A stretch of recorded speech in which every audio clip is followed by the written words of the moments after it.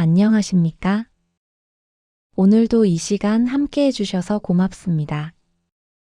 편안한 자세로 앉아 계신가요? 천천히 숨을 고르셔도 좋겠습니다. 들숨, 날숨. 그렇게 몇 번 숨을 쉬어 보십시오. 지난 시간 우리는 굽힘에 대해 이야기했습니다. 곡즉전. 굽으면 온전해진다. 고집을 내려놓고 자존심을 굽히고 그래서 오히려 평화를 얻는다는 이야기였습니다. 오늘도 한 걸음 더 들어가 보려 합니다. 비운다는 것. 이것이 오늘의 이야기입니다. 우리는 평생 채우며 살아왔습니다. 지식을, 경험을, 관계를 채웠습니다. 집안의 물건을 채웠습니다. 마음속의 기억을 채웠습니다. 그렇게 채워온 것들이 우리의 삶을 이루었습니다. 하지만 삶의 어느 지점에 이르면 문득 이런 생각이 듭니다. 이제는 조금 덜어내도 되지 않을까? 이제는 조금 비워도 괜찮지 않을까? 오늘 우리가 함께 읽을 도덕경 11장은 바로 그 비움의 가치에 대해 말합니다. 텅 빈 것이 어떻게 쓸모가 있는지, 여백이 어떻게 우리 삶을 완성하는지, 그리고 이 비움이 삶의 마지막과 어떻게 닿아 있는지 지금부터 함께 생각해 보겠습니다. 30개의 바퀴살이 하나의 바퀴통에 모이는데 그 비어 있음이 있어야 수레의 쓰임이 있다. 진흙을 빚어 그릇을 만드는데 그 비어 있음이 있어야 그릇의 쓰임이 있다. 문과 창을 뚫어 방을 만드는데 그 비어 있음이 있어야 방의 쓰임이 있다. 그러므로 있음이 이로움이 되는 것은 없음이 쓰임이 되기 때문이다. 처음 들으면 이상한 말입니다. 비어 있는 것이 어떻게 쓸모가 있을까요? 없는 것이 어떻게 쓰임이 될까요? 우리가 배운 것과는 정반대입니다. 하지만 잠시 눈을 감고 수레바퀴를 떠올려 보십시오. 바퀴살이 있습니다. 튼튼한 나무로 만든 30개의 바퀴살. 하지만 바퀴살만으로는 수레가 굴러가지 않습니다. 가운데 구멍이 있어야 합니다. 축이 들어갈 빈 공간. 그 비어 있음이 있어야 바퀴가 돌아갑니다. 그릇도 마찬가지입니다. 아무리 아름다운 도자기라 해도 안이 꽉 차 있다면 무엇을 담을 수 있겠습니까? 그릇의 진정한 쓸모는 텅 빈 그 안쪽에 있습니다. 방도 그렇습니다. 내벽이 아무리 단단해도 문과 창이 없다면 사람이 드나들 수 없습니다. 빛이 들어올 수 없습니다. 비어있는 공간이 있어야 우리가 그 안에서 살 수 있습니다. 노자가 말하고자 하는 것은 분명합니다. 우리는 있는 것의 가치만 압니다. 없는 것의 가치는 모릅니다. 있음이 이로움을 주는 것은 사실입니다. 하지만 그 이로움이 작동하는 것은 없음 덕분입니다. 비어 있음 덕분입니다. 이것은 삶의 마지막에도 그대로 적용됩니다. 떠나는 사람에게 필요한 것은 더 많은 짐이 아닙니다. 가벼운 마음입니다. 정리된 관계입니다. 비워진 미련입니다. 남는 사람에게 필요한 것도 빽빽하게 채워진 유산이 아닙니다. 그들이 새로운 삶을 시작할 수 있는 여백입니다. 비워야 비로소 쓸모가 있습니다. 비워야 비로소 누군가가 들어올 수 있습니다. 이것이 도덕경 11장이 우리에게 전하는 메시지입니다. 이제 두 가지 이야기를 들려드리겠습니다. 비울 줄 알았던 사람들의 이야기입니다. 그들이 삶의 마지막을 어떻게 맞이했는지 귀 기울여 주세요. 일본에 다도라는 것이 있습니다. 차를 마시는 의식입니다. 하지만 다도는 단순히 차를 마시는 행위가 아닙니다. 그것은 하나의 철학입니다. 삶의 방식입니다. 어쩌면 죽음을 준비하는 방법이기도 합니다. 다도를 행하는 공간을 다실이라고 합니다. 다실에 들어가 본 적이 있으신가요? 다실은 놀라울 정도로 작습니다. 4장 반 정도의 다다미 크기. 성인 4명이 겨우 앉을 수 있는 공간입니다. 왜 이렇게 작게 만들었을까요? 일부러 그렇게 한 것입니다. 다실의 입구는 니지리구치라고 불리는 아주 낮은 문입니다. 허리를 깊이 숙여야만 들어갈 수 있습니다. 아무리 높은 지위에 있는 사람이라도 이 문 앞에서는 몸을 낮추어야 합니다. 이것이 다도의 첫 번째 가르침입니다. 비우고 낮추어야 들어갈 수 있다는 것. 다실 안에 들어서면 그 단순함에 놀라게 됩니다. 벽에는 한 폭의 그림, 혹은 한 줄의 글씨만 걸려 있습니다. 바닥에는 한 송이 꽃이 꽂힌 꽃병 하나. 그것이 전부입니다. 화려한 장식도 값비싼 가구도 없습니다. 텅 비어 있다고 해도 과언이 아닙니다. 하지만 바로 그 비어 있음이 다실의 본질입니다. 다도의 대가 센노리큐는 이렇게 말했습니다. 다실은 손님을 위한 공간이다.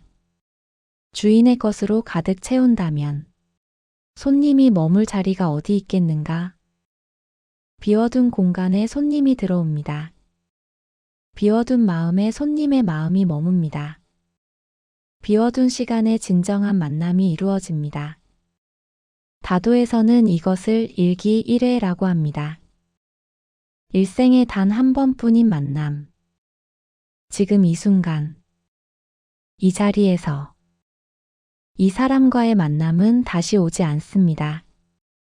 그래서 다도의 주인은 온 마음을 다해 이 한 번의 만남을 준비합니다. 그리고 그 준비의 핵심은 비움입니다. 자신의 것을 비워서 손님을 위한 공간을 만드는 것. 자신의 생각을 비워서 손님의 이야기를 들을 여유를 만드는 것. 자신의 기대를 비워서 있는 그대로의 만남을 받아들이는 것. 이것이 다도가 가르치는 비움의 지혜입니다. 저는 이 다실의 여백이 삶의 마지막을 준비하는 자세와 닮아 있다고 생각합니다. 나이가 들어가면서 우리의 집에는 많은 것들이 쌓입니다. 오래된 물건들, 추억이 담긴 것들, 언젠가 쓸 것 같아서 버리지 못한 것들. 마음속에도 마찬가지입니다. 후회, 미련, 서운함, 아쉬움. 이런 것들이 차곡차곡 쌓여 있습니다. 그것들이 나쁜 것은 아닙니다. 살아온 흔적이니까요. 하지만 어느 순간 그것들이 너무 많아지면 무거워집니다. 다실이 비어 있어야 손님이 편히 앉을 수 있듯이 우리의 마음에도 여백이 있어야 새로운 것이 들어올 수 있습니다. 그리고 우리가 떠난 뒤 남는 사람들에게도 마찬가지입니다. 우리가 너무 많은 것을 남기면 남는 사람들은 그것을 정리하느라 지칩니다. 우리가 너무 많은 말을 남기면 남는 사람들은 그 말에 얽매입니다. 우리가 너무 많은 기대를 남기면 남는 사람들은 그 기대에 짓눌립니다. 다도의 주인이 손님을 위해 다시를 비우듯이 우리도 남는 사람들을 위해 조금씩 비워가는 것은 어떨까요? 물건을 정리하는 것, 관계를 정돈하는 것, 할 말을 해두는 것, 그리고 놓아주는 것. 이것은 슬픈 일이 아닙니다. 오히려 가장 깊은 배려입니다. 내가 떠난 뒤에 누군가가 들어와 앉을 자리를 비워두는 것. 그것이 마지막 배려입니다. 다도의 정신은 바로 이것입니다. 비움으로써 주는 것. 비움으로써 사랑하는 것. 다실의 빈 공간에서 주인과 손님이 진정으로 만나듯이 우리가 비워둔 여백에서 남는 사람들은 자신만의 새로운 이야기를 시작할 수 있습니다. 어느 일본의 다도 스승은 이런 말을 남겼습니다. 다도의 궁극적인 경지는 죽음을 담담하게 받아들이는 것이다. 한 잔의 차를 대하듯 삶의 마지막을 맞이할 수 있다면 그것이 진정한 다인이다. 한 잔의 차. 그것은 뜨거웠다가 식습니다. 향기롭다가 사라집니다. 우리의 삶도 그렇습니다. 뜨겁게 타오르다가 서서히 식어갑니다. 진한 향기를 남기다가 조용히 사라집니다. 다도는 그 과정을 있는 그대로 받아들이는 연습입니다. 채우지 않고, 붙잡지 않고, 그저 비워둔 채로 맞이하는 연습입니다. 도덕경의 허. 이것이 다도의 빈 공간에서 이렇게 살아 숨쉬고 있습니다. 또 다른 이야기를 해보겠습니다. 영화 업을 기억하시나요? 2009년에 개봉한 픽사의 애니메이션입니다. 어린이 영화라고 하기에는 너무나 깊은 이야기를 담고 있습니다. 사랑과 상실, 그리고 놓아줌에 대한 이야기입니다. 영화의 주인공 칼 프레드릭스는 70대 후반의 노인입니다. 그는 평생의 동반자였던 아내 엘리를 잃었습니다.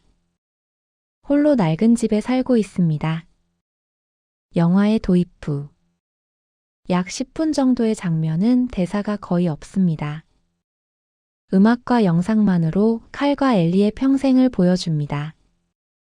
어린 시절의 만남, 같은 꿈을 꾸던 두 아이, 결혼, 함께 집을 고치던 날들, 아이를 갖지 못한 슬픔, 서로를 위로하며 보낸 세월, 여행을 꿈꾸며 동전을 모으던 유리병, 하지만 번번이 깨지는 계획들, 그리고 어느덧 흰 머리가 되어버린 두 사람. 마침내 칼이 비행기표를 사들고 엘리에게 달려가던 그날. 엘리는 쓰러집니다. 그리고 병원, 빈 의자, 장례식. 이 장면을 처음 봤을 때 많은 분들이 눈물을 흘리셨을 것입니다. 칼에게 남은 것은 낡은 집 한 채, 그리고 엘리와의 추억으로 가득 찬 그 안의 모든 것들입니다. 칼은 그 집을 떠나지 못합니다. 아니, 떠나고 싶지 않습니다. 집안의 모든 것이 엘리의 흔적이니까요. 의자의 위치도, 벽에 걸린 사진도, 부엌의 찻잔도, 그것들을 옮기거나 치우는 것은 엘리를 지우는 것 같았을 겁니다. 칼의 마음은 과거로 가득 차 있습니다. 비워진 곳이 없습니다. 새로운 것이 들어올 자리가 없습니다. 그러던 어느 날, 뜻하지 않은 일이 벌어집니다. 재개발로 집을 떠나야 할 위기에 처한 칼은 집에 풍선을 달아 하늘로 띄웁니다. 엘리와 함께 꿈꾸던 남미의 파라다이스 폭포를 향해. 그렇게 시작된 모험에서 칼은 뜻밖의 동행을 만납니다. 러셀이라는 어린 소년, 케빈이라는 희귀한 새, 더그라는 말하는 개. 처음에 칼은 이들을 귀찮아합니다. 그에게 중요한 것은 오직 파라다이스 폭포뿐입니다. 엘리와의 약속을 지키는 것뿐입니다. 하지만 여정이 계속되면서 칼은 조금씩 변해갑니다. 영화의 클라이맥스에서 칼은 엘리의 앨범을 펼칩니다. 그 앨범은 엘리가 어린 시절부터 간직해온 것입니다. 내 모험이라는 제목이 붙어 있습니다. 앨범의 앞부분에는 파라다이스 폭포의 그림과 사진들이 붙어 있습니다. 가보지 못한 그곳에 대한 꿈들. 하지만 뒷부분은 비어 있습니다. 칼은 그 빈 페이지들을 보며 가슴이 아팠을 것입니다. 엘리가 채우지 못한 페이지들, 이루지 못한 꿈들. 그런데 마지막 페이지를 넘기자 예상치 못한 것이 있습니다. 빈 페이지가 아니었습니다. 그곳에는 사진들이 붙어 있었습니다. 칼과 함께한 일상의 사진들. 집을 고치던 날, 소풍 가던 날, 함께 앉아있던 날들. 그리고 마지막 페이지에는 엘리의 메모가 있었습니다. 모험을 함께 해줘서 고마워요. 이제 당신만의 새 모험을 떠나세요. 칼은 울었을 것입니다. 저도 이 장면에서 울었으니까요. 엘리에게 파라다이스 폭포는 꿈이었습니다. 하지만 진정한 모험은 칼과 함께한 일상이었습니다. 그녀의 앨범은 이미 완성되어 있었습니다. 그리고 그녀가 남긴 빈 페이지들. 그것은 채워지지 못한 것이 아니었습니다. 일부러 비워둔 것이었습니다. 이제 당신만의 새 모험을 떠나세요. 엘리는 칼에게 여백을 선물한 것입니다. 과거에 붙잡혀 있지 말라는 허락. 새로운 이야기를 시작해도 된다는 축복. 나 없이도 괜찮다는 사랑. 그 순간, 칼의 마음에 공간이 생깁니다. 엘리에 대한 사랑은 그대로입니다. 하지만 미련의 무게가 내려갑니다. 비로소 새로운 것이 들어올 자리가 만들어집니다. 칼은 결심합니다. 집안의 물건들을 하나씩 버리기 시작합니다. 추억이 담긴 의자도, 오래된 가구들도, 집을 가볍게 만들어 하늘 높이 다시 날아오르기 위해. 그리고 그는 러셀을 구하러 갑니다. 더 이상 혼자가 아닙니다. 새로운 관계가 시작됩니다. 이 영화가 우리에게 말하는 것은 무엇일까요? 상실은 텅 빈 구멍을 남깁니다. 사랑하는 사람이 떠나면 그 자리에 거대한 공허가 생깁니다. 그것은 아프고 쓰라리고 견디기 어렵습니다. 하지만 그 빈자리는 끝이 아닙니다. 오히려 시작입니다. 엘리가 칼에게 빈 페이지를 남겼듯이 떠나는 사람이 남기는 가장 큰 선물은 어쩌면 여백일지 모릅니다. 내가 없어도 괜찮아. 내 이야기를 새로 써도 돼. 이것이 사랑하는 사람을 위해 남길 수 있는 가장 아름다운 유산입니다. 상실 뒤에 남는 여백은 끝이 아닙니다. 남은 사람이 다시 일어설 수 있는 출발점입니다. 이제 잠시 눈을 감아보십시오. 편안하게 숨을 쉬면서 오늘 나눈 이야기들을 떠올려 보십시오. 다도의 다실은 비어 있어야 손님이 들어옵니다. 영화업의 엘리는 빈 페이지를 남겨 칼에게 새로운 시작을 선물했습니다. 두 이야기 모두 같은 것을 말하고 있습니다. 비워야 비로소 채워진다. 비워야 비로소 완성된다. 도덕경 11장은 이렇게 끝을 맺습니다. 있음이 이로움이 되는 것은 없음이 쓰임이 되기 때문이다. 우리는 살아오면서 많은 것을 모았습니다. 성취가 있었고, 관계가 있었고, 추억이 있었습니다. 집에는 물건들이, 마음에는 기억들이, 관계 속에는 정이 쌓여 있습니다. 이 있음이 우리의 삶을 이루었습니다. 풍요롭게 해주었습니다. 의미를 주었습니다. 하지만 떠나는 시점에서 가장 큰 힘을 발휘하는 것은 무엇일까요? 남겨둔 여백입니다. 정리된 마음입니다. 가벼운 짐입니다. 떠날 때 남길 것은 물건이 아닙니다. 남은 사람을 위한 공간입니다.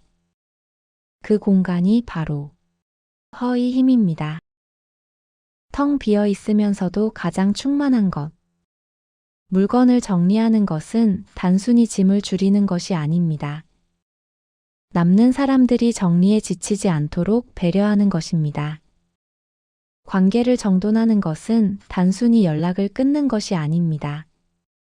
할 말을 해두고, 들을 말을 듣고, 서로를 놓아주는 것입니다.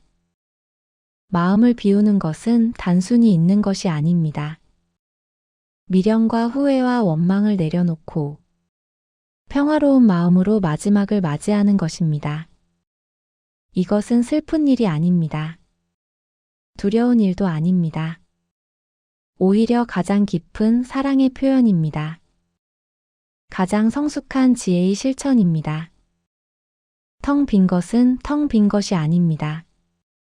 가능성으로 가득 찬 것입니다. 비어있는 그릇에 무엇이든 담을 수 있듯이 비워진 마음에 새로운 평화가 들어올 수 있습니다. 비어있는 방에 누구든 들어올 수 있듯이 비워진 자리에 남은 사람들의 새로운 삶이 시작될 수 있습니다. 이것이 도덕경 11장이 우리에게 전하는 메시지입니다. 비움, 여백, 삶의 마지막을 가볍게 하는 힘입니다. 오늘 밤 잠자리에 들기 전에 생각해 보십시오. 나는 무엇을 비울 수 있을까? 어떤 물건을 정리할 수 있을까? 어떤 마음을 내려놓을 수 있을까? 어떤 말을 해둘 수 있을까?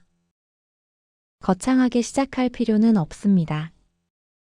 작은 것부터 서랍 하나, 기억 하나, 마음 한 구석, 그렇게 조금씩 비워가다 보면 어느새 마음이 가벼워지는 것을 느끼실 겁니다. 그 가벼움이 바로 끝을 위한 시작입니다. 무거운 짐을 지고 떠나는 것보다 홀가분한 마음으로 떠나는 것, 남는 사람들에게 짐을 남기는 것보다 새로운 시작의 여백을 남기는 것, 이것이 도덕경의 허가 가르치는 삶의 마무리입니다. 비우는 사람은 마지막에 편안히 눕습니다. 비우는 사람은 떠날 때도 가볍습니다. 가볍기에 더 멀리, 더 고요하게 도달합니다. 물이 바다에 닿듯 자연스럽게, 평화롭게. 오늘 이야기는 여기까지입니다. 함께 해주셔서 감사합니다. 오늘 우리는 도덕경 제11장 허의 가치를 읽었습니다. 비움이 어떻게 쓰임이 되는지, 여백이 어떻게 삶을 완성하는지, 다도의 빈 다실, 엘리의 빈 페이지, 이 이야기들이 마음에 남기를 바랍니다. 오늘 밤 잠자리에 들기 전에 생각해 보십시오. 내가 비우지 못하고 있는 것이 있는지, 그것을 내려놓으면 어떤 일이 벌어질지, 어쩌면 그것이 당신 인생에서 가장 중요한 질문일지도 모릅니다. 다음 시간에는 도덕경의 또 다른 구절과 함께 찾아뵙겠습니다. 그때까지 평안한 나날 보내시기 바랍니다. 여백이 있는 하루하루 되시길. 안녕히 계십시오. 오늘의 묵상. 있음이 이로움이 되는 것은 없음이 쓰임이 되기 때문이다. 오늘 하루 비워보십시오. 내려놓을 것 하나를 찾아보십시오. 작은 물건이어도 좋습니다. 작은 마음이어도 좋습니다. 그것이 오늘 당신이 할 수 있는 가장 지혜로운 일입니다.